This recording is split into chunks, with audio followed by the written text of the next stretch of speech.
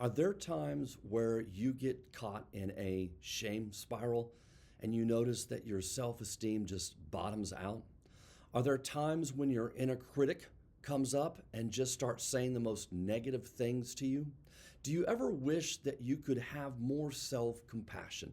If so, then this video is for you. Hi, if you're new to this channel, my name is Tom Philpin. I've been working with couples and individuals for decades who struggle with relational or attachment trauma so that they can regain trust in themselves and others in order to experience a safe and secure relationship. Hey, do me a favor. If you're listening to this, make sure you hit the follow and the bell notification so you can be notified of new videos when they come out. And don't forget our free assessment you can find in the linear notes down below. Okay, let's dive in. How do we move from a place of self-blame to self-compassion? Well, first, let's talk about how do we get into a place of self-blame in the first place.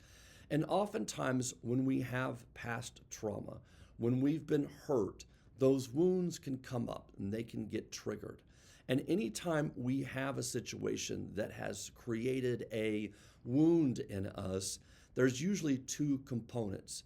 The first component is a protective component. And so our system responds by saying, that was hurtful. I don't ever want to go through that again.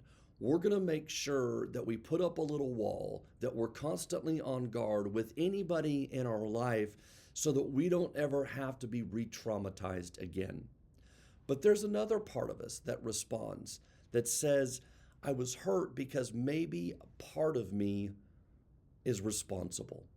And when that happens, then oftentimes we can develop a self-blame kind of attitude. And those statements often look like, I was careless, I should have known better. Or those statements say, I'm not worthy of love. Or I will never measure up. Or I'm not enough for others.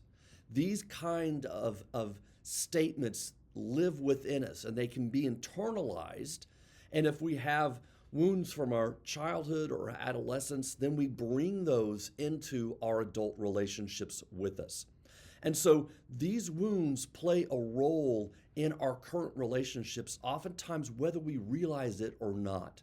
And sometimes we can go so far as to sabotage relationships so that the partner we're with, they don't ever get a chance to hurt us like that again.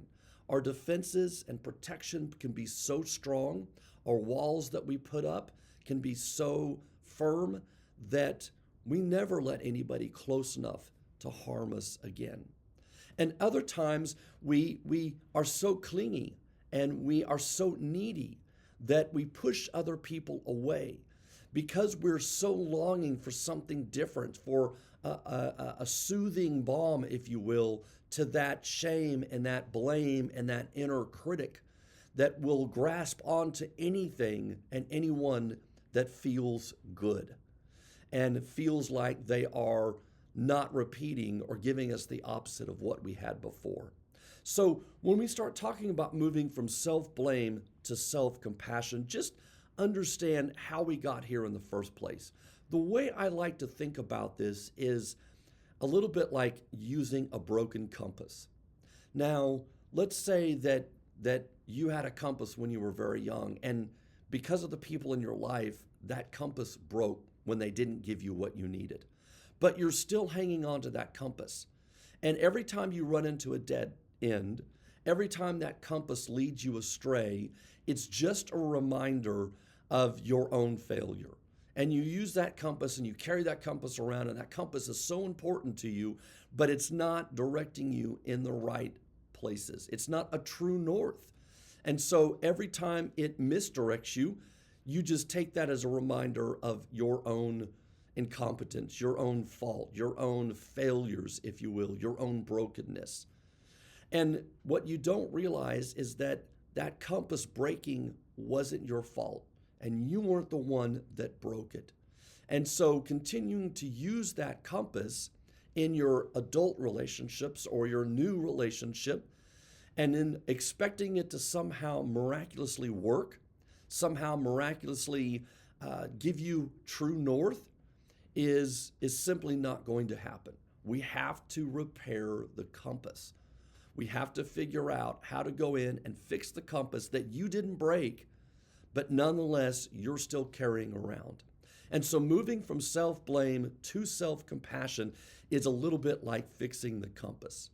And so part of the way we do that is we get in touch with our bodies. And I've talked a lot about an embodied approach in healing trauma because it's so important to be able to understand what feelings come up and where they're connected to our body. When we take the time to focus in and locate what feelings are showing up in our body, we're much more able to recognize the information that our feelings are providing us.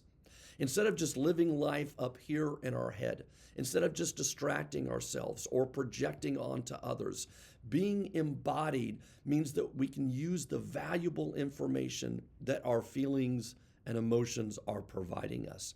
So one of the first steps in being more self-compassionate is to be able to recognize when those feelings come up and the messages that they get sent. So a lot of times with the people I work with, after a series of sessions and coaching engagements, what they begin to recognize then is, oh, I had that feeling with my partner again the other day, and I knew what this was. She asked me to do something, and what happened was I started to feel incompetent again. But then I recognized, oh, this is that feeling. This is that vulnerability that I have. This is the wound coming up. She's not necessarily telling me I'm incompetent, but I'm interpreting it that way.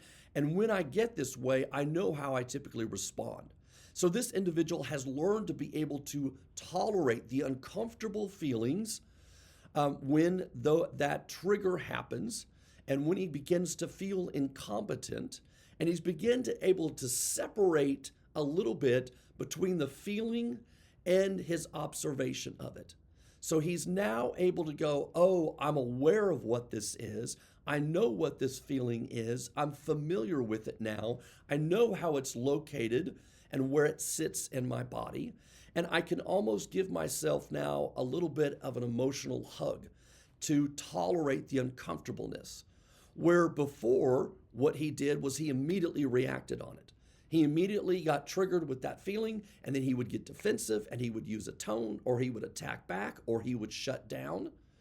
And so now he's able to tolerate that feeling long enough. He's able to separate the feeling when it comes up and be able to observe that feeling. So he gets a little bit of distance instead of being so caught up in it.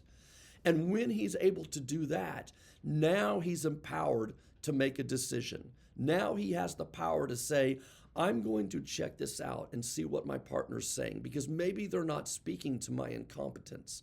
Maybe something else is going on with them. I'm now empowered to be able to respond rather than just react.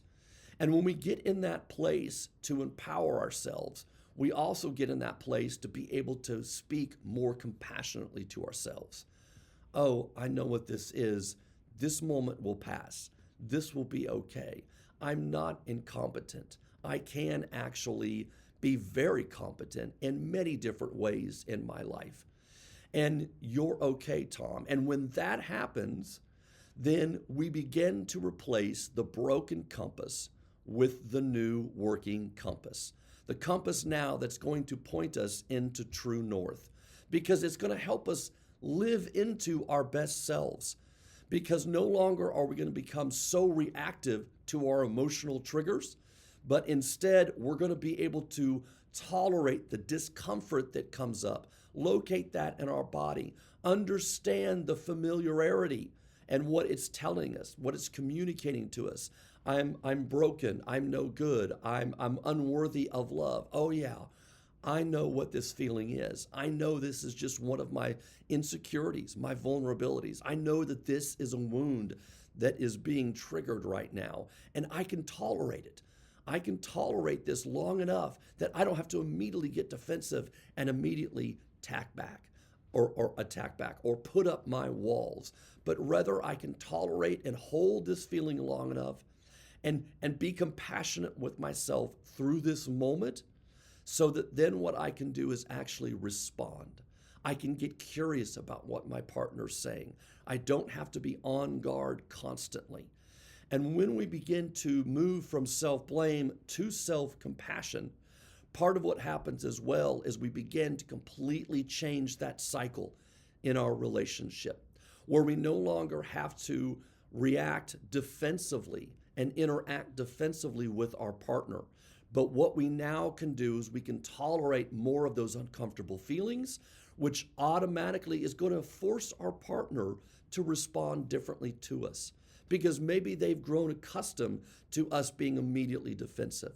Maybe they've learned that they have to walk on eggshells if they ask us to do anything because they're not sure how we'll respond. Will we roll our eyes? Will we shut down? Will we get angry? Whatever that response might be. And instead, what they begin to recognize is, oh, my partner's changing, which is forcing me to change how I interact. So being able to move from a place of self-blame to self-compassion also allows us very much to be able to change some of those negative patterns that we can get caught in our relationships.